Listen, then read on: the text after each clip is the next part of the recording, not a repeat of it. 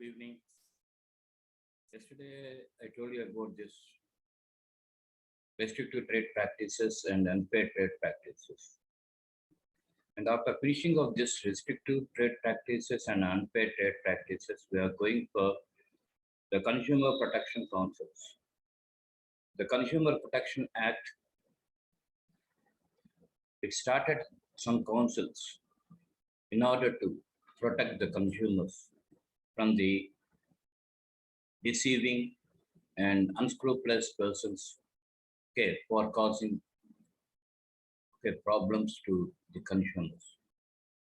These councils, if central or state or district level, are established for the protection of consumers' interest, and these are nothing but the advisory boards.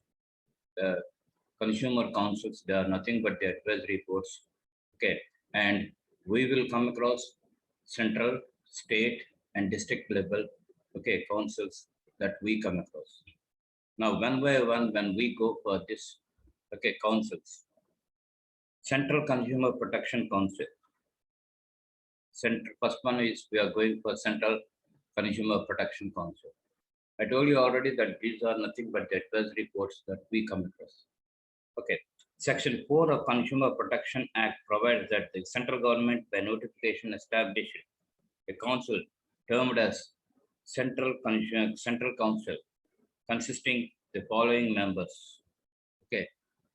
So the central government by notification, it established this Central Council for the benefit of the consumers, And who are the members in this? First one, the minister in charge of consumer affairs as its chairman. The minister in charge of consumer affairs, he will be the chairman. Such number of official or non-official members representing such interest as may be prescribed. So we have to take into account the officials and non-official members. The members have been felt to the rule of government. So whomever it may be, the members, that is whether you take official members or non-official members, they are of the interest of consumers. In the interest of consumers only they have to. And they have to take into account the central government orders. It consists of 150 members and the term shall be 3 years. So when you take into account this central council, it will have 150 members and the time span is 3 years. The central council shall meet as and when necessary, but at least one meeting shall be held every year. So the central council, it can meet as and when necessary, but at least one time in a year, compulsory, 1 year, the one meeting must be done in a year. And remaining things, they can attend at any time as and when necessary. That's what. It shall meet at the time and place fixed by the chairman and shall observe such procedure prescribed in regard to the transactions. So the time and place will be fixed by the chairman. He will fix the time and he will fix the place. And according to the time and according to the place, the members, they have to go and they have to meet. And shall observe such procedure prescribed in regard to the transactions, whatever it may be, the transactions that are going on.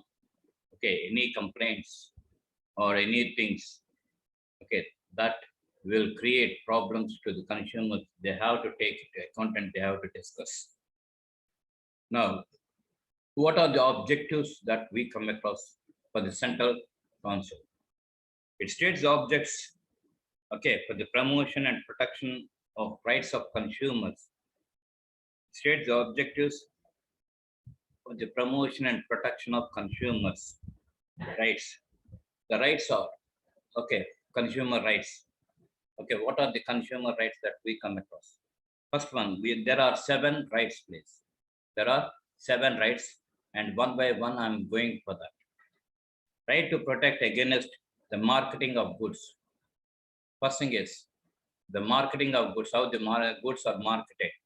okay, in the markets, whether it may be local market, okay, district markets or central state markets or central markets, whatever it may be, how the marketing is going on. That is the first right of consumers. Okay, don't be of that opinion that consumers will be in the local market only. They will be in district level, they will be in state level, and they will be in central level, whomever it may be. Okay, the right to protect against the marketing of goods, right to be informed about quality, quantity, potency, purity, standard, and price of goods so as to protect the consumer against unfair trade practices. See, the consumers are to be informed about the quality, quantity, potency, purity, standard, and price of goods as to protect the consumer against unfair trade practices. Here, he is not mentioning it into account restrictive trade practices. Restrictive trade practices we can eliminate, but unfair trade practices we cannot eliminate. So there is a right for the consumer, okay, to get information regarding this right. Right to be assured, wherever possible, access to a variety of goods and services at competitive prices. Okay, right to be assured. Okay, assurance will be given for the consumers. Okay, it is nothing but the right to be assured wherever possible, access to a variety of goods and services at competitive prices. What are the prices that are prevailing, competitive prices that are prevailing, all these things the consumer has a right to take into account. Okay, he has to take assurance from the central council. The right to be heard and to be assured that consumer interest will receive due consideration at appropriate forms. The right to be heard, see, whatever it may be the discrepancies, whatever it may be the deceivings, people they have to hear. People they have to hear, and they must give assurance to the consumer that their problems, okay, will receive due consideration at appropriate forums. Okay, not only keeping the counsels, but this Consumer Protection Act also it gives some forums, and those forums, okay, they will work under the guidance of the councils. Okay, whether it may be district forum, whether it may be state forum, or whether it may be national forum. Okay, they have to report to the advisory boards, that is the councils. And these councils we will come across at national level, okay, state level, as well as district level. And we are going to read all those things. The right to be heard and to be assured that consumer interest will receive due consideration at appropriate forums. Okay, next, right to seek redressal against unfair trade practices, against unscrupulous persons, exploitation of consumers. Okay, we will come across unscrupulous persons, and what they will do is they'll exploit the consumers. So whenever they exploit, they must have a right to get redressal. That's what the right to seek redressal against unfair trade practices, against unscrupulous persons' exploitation of consumers. So whenever these unscrupulous people, when they exploit consumers, automatically they will get the redressal from this central council. Right to consumer education. Okay, the consumer must be educated. Whenever the consumer is educated, automatically the unfair trade practices will cease. They'll come to an end. Because the consumer will, when he is educated, like this, you will have, okay, don't go for blindly, don't go for that. So when you educate the consumer, automatically he will understand and he will come to know about what is happening in the market and how the people they are deceiving. All these things they can able to know. So consumer education, right to consumer education. And the last one is by spelling out the above objectives, charges the control council with the responsibility of fulfilling the objectives. So with not only spelling out, not only speaking, not only spelling out, about the objectives. Charges the control council. Okay, that is nothing but the central council with the responsibility of fulfilling the objective. They have to fulfill the objectives. That is nothing but the responsibility of the central council. So with this, the central council it came to an end. Now we are going for state council, state consumer protection council. It is established by any state government by notification known as State Consumer Protection Council. It shall consist of minister in charge of consumer affairs in the state government, who shall be its chairman, and such number of official or non-official may be prescribed as may be prescribed by the state government. So how many official and non-official persons it require, the central and the state government will decide. Minister in charge of consumer affairs in the state government, who shall be its chairman, and such number of official or non-official as may be prescribed by state government. The state government council shall meet as and when necessary, but not less than 2 times in a year. But not less than 2 meetings shall be held every year. So when we go for central council, okay, at least 1 meeting in a year, it has to. But when you go for this state council, at least 2 meetings must be held. Okay, after these 2 meetings, as and when necessary, they can meet, but compulsory in a year 2 times they have to meet. The state consumer protection council. Okay. The procedure to be observed in regard to transactions at such meetings shall be prescribed by state government. So what is the procedure that we have to adopt for the transactions, what had happened? All these things the state government will prescribe, and according to that only they have to go. Okay, this is about the State Consumer Protection Council. And what are the objectives of State Consumer Protection Council? The objectives of State Council are same as that of central government. Okay, whatever it may be, the objectives that we come across when we go for central council, okay, the same objectives will come over here. That is about the State Consumer Protection Council. And after that, District Consumer Protection Council.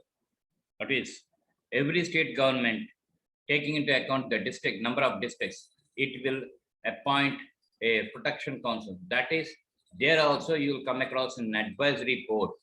And this advisory board, it will look after what are the transactions that are happening in the district.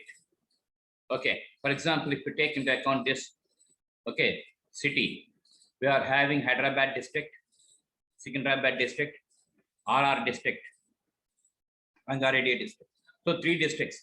So in these 3 districts, compulsory, okay, the district councils, they must operate. The state government shall by notification establish for every district a council to be known as District Consumer Protection Council. It consists of the following members. The collector of the district shall be its chairman. Okay, in district level, the collector will be its chairman. Such number of other members, official or non-officials, as may be prescribed by the state government. So here also, the state government will decide about the official and non-official members of the council. The district council shall meet as and when necessary, but not less than 2 meetings shall be held every year. For this also, okay, they have to conduct 2 meetings in a year, and apart from that, okay, as and when necessary, they have to conduct a meeting. Now, objectives. The objectives of every district council shall be to promote and protect within the district the rights of consumers laid down as in the case of central government. So, what is the objective of every district council? Okay, the objectives of every district council shall be to promote and protect the within the district the rights of consumers laid down as in case of central government. That is, in as what we come across in central council, the same rights also they will be looked after by this District Consumer Protection Council. This is about the councils that we will come across. And these councils, whatever we come across, they are nothing but the advisory boards. And these advisory boards, okay, they will take care of the forums that we come across. Consumer redressal agencies. Okay, we are coming to the actual this thing. Consumer redressal agencies. The Consumer Protection Act is designed to give redressal consumer who is not in a position to go to the regular court to fight his case because of the high cost of litigation. Okay.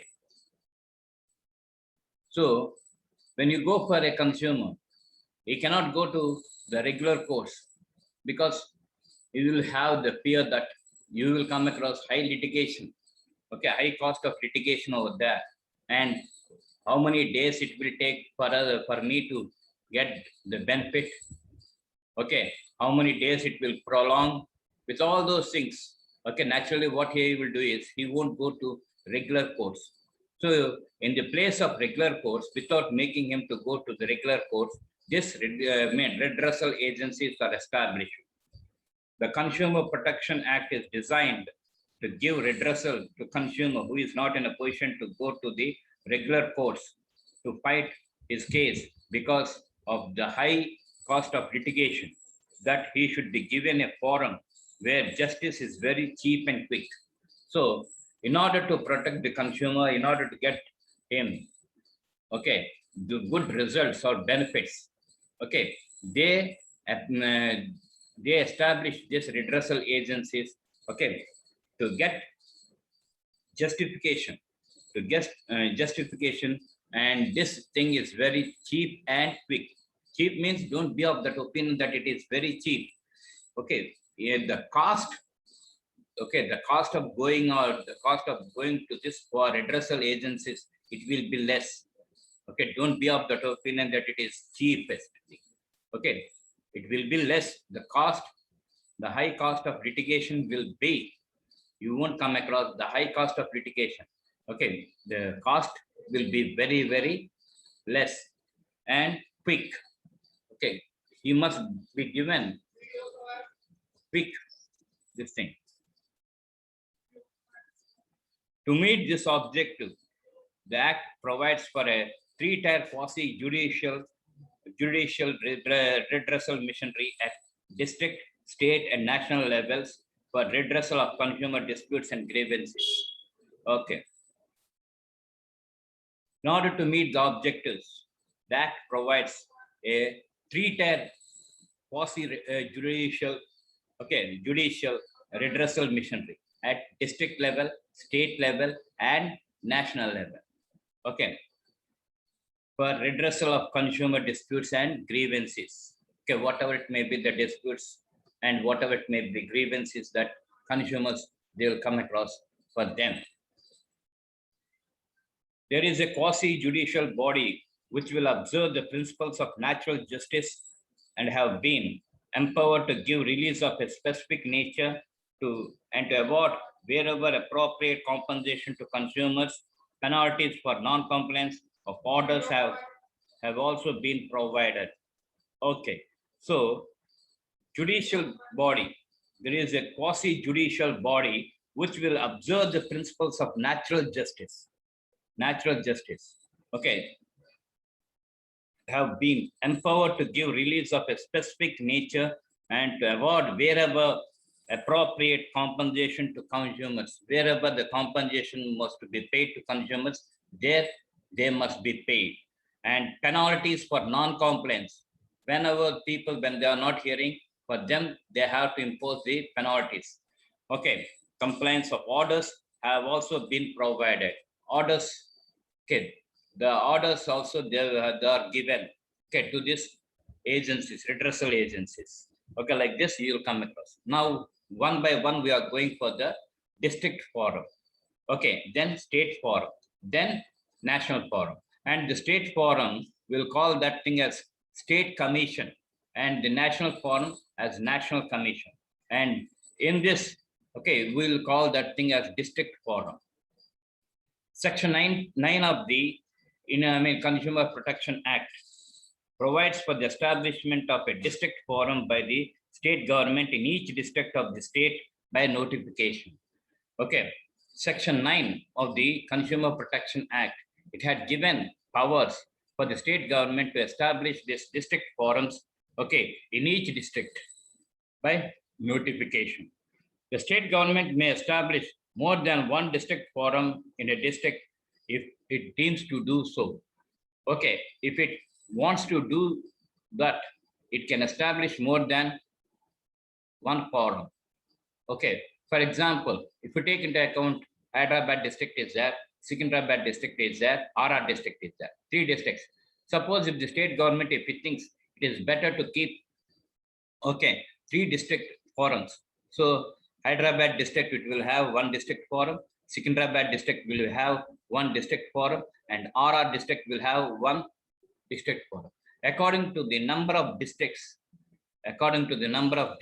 every district will have 1 forum, and it is the responsibility of the state government to decide whether to establish 1 forum or more than 1 forum. Okay, it depends upon the state government. Next, composition. So composition means how many members will be in this district forum. All these things we will take into account. Section 10, subsection 1 provides that each district forum shall consist. Okay, section 10, subsection 1, okay, of each district forum shall consist a person who is or who has been or is qualified to be a district judge as its chairman. So a person who is or who has been or is qualified to be a district judge, he will act as a chairman. Next, second thing is 2 other members, one of whom shall be a woman, shall have the following qualifications. So 2 members, okay, 2 members must be there, and among the 2 members, one must be a woman, and their qualifications, okay, those people also, they must be qualified. Okay, what are the qualifications that we come across? Be not less than 35 years of age. Be not less than 35 years of age. That is, after crossing 35 years or 35 years or after crossing 35 years, they can become the members of a district forum. Possess a bachelor's degree from any recognized university. So there must be a graduate. And third one is be a person of ability, integrity, and standard, and have equate knowledge and experience of at least 10 years in dealing with problems relating to economics, law, commerce, accountancy, industries, public affairs, and industries. These are the things that you must come across. Okay, they must have be a person of ability, integrity, and standard, and have equate knowledge and experience of at least 10 years in dealing with problems relating to economics, law, commerce, accountancy, industries, public affairs, and industries. Okay, with this, I'm closing, and tomorrow, in the next class, I'm going to continue.